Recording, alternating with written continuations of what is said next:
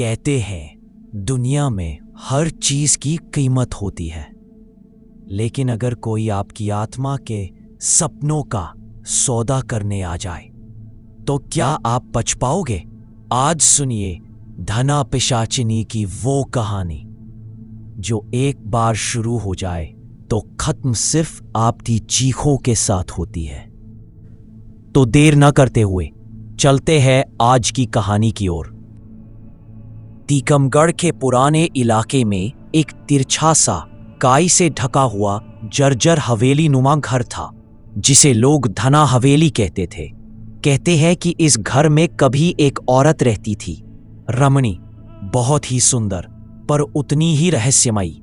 गांव वाले फुसफुसाकर बताते थे कि रमणी के पास ऐसी शक्ति थी कि वह रातों रात किसी को भी मालामाल कर सकती थी, लेकिन बदले में वह एक चीज मांगती थी, उनकी आत्मा का स्वाद। और जब वह मरी तो उसकी आत्मा बन गई धना पिशाचिनी। ये सब बातें सिर्फ अफवाहें मानी जाती थी, जब तक कि उस हवेली में नया किराएदार नहीं आया। निखिल शहर से आया एक संघर्षरत फोटोग्राफर, पैसों की तंगी में डूबा हुआ, जिंदगी से हार चुका और उम्मीदों की आखिरी किरणें भी बुझ चुकी थीं। मकान का किराया कम था और निखिल को लगा कि डर तो सिर्फ दिमाग की उपज है। पहली ही रात कुछ अजीब हुआ। सन्नाटा इतना गाढ़ा था कि सांस लेने की आवाज तक डराने लगे। निखिल कमरे में लेटा था जब अचानक उसे महसूस हुआ कि हवेली की दीवारें जैसे धीरे धीरे धड़क रही हो। एक ठंडी हवा भीतर आई और उसके मोबाइल का फ्लैशलाइट अपने आप जल उठा। रोशनी बिस्तर के सामने की दीवार पर पड़ी, पर दीवार पर कोई छाया नहीं थी। पर वो एक धीमी रुक रुक कर बोलती आवाज उसके कानों में पड़ी। क्या तुम अमीर बनना चाहते हो? निखिल का दिल जैसे जमे हुए पानी में डूब गया। वह पलट कर देखता, इससे पहले ही कमरे के कोने में एक आकृति बन चुकी थी। लंबा काला साड़ा, बाल जमीन छूते हुए, चेहरा जैसे किसी ने जला दिया हो, पर आंखें लाल खून सी चमकती हुई। वह थी धना पिशाचिनी।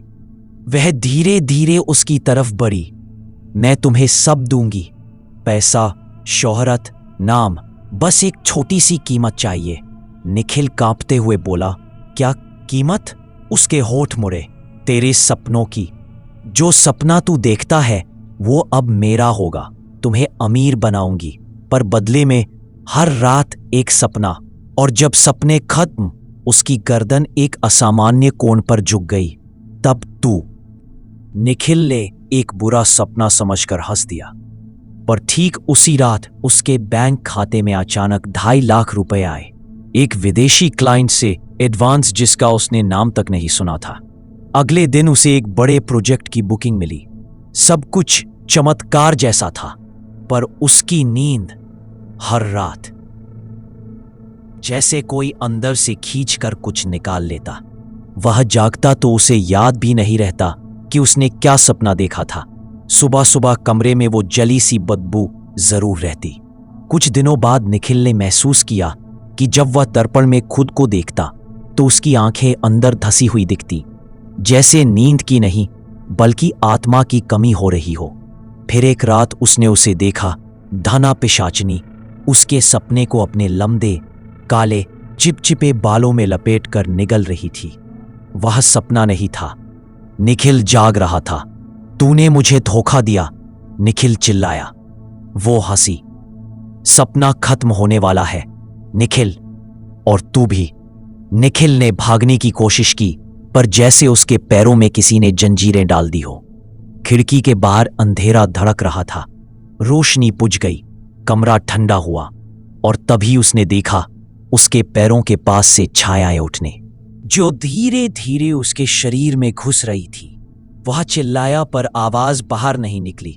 धना पिशाचिनी उसके पास आई, अपना ठंडा हाथ उसके सीने पर रखकर बोली, अंतिम सपना चाहिए, वो सपना जिसमें तू मरेगा। निखिल की आंखें फट गई, उसकी सांसें रुकने लगी। उसने देखा कि उसका शरीर धीरे धीरे धुएं की तरह छितरने लगा, जैसे वह सच में सपना बन रहा हो। और वह पिशाचिनी उसे निगल रही थी। सुबह लोगों ने देखा कि निखिल का कमरा पूरी तरह खाली था। बिस्तर सलामत, सामान अपनी जगह, पर निखिल ऐसे गायब था जैसे कभी था ही नहीं। बस दीवार पर एक नई छाया उभर आई थी, एक आदमी की जिसकी आंखें हमेशा डर डर कर किसी अदृश्य चीज से बचने की कोशिश करती दिखती थी। कहते हैं अब धना हवेली में जब कोई नया किराएदार रहने आता है तो रात को परछाई दीवार पर दो हो जाती है, एक उसकी और एक निखिल की, जो चुपचाप सामने खड़ा रहता है। और धना पिशाचिनी वह आज भी पूछती है, कौन अमीर बनना चाहता है? तो दोस्तों, अगर आपको यह कहानी अच्छी लगी हो तो इस चैनल को सब्सक्राइब कीजिए ताकि मैं आपके लिए और भी अच्छी कहानियां लाता रहूं।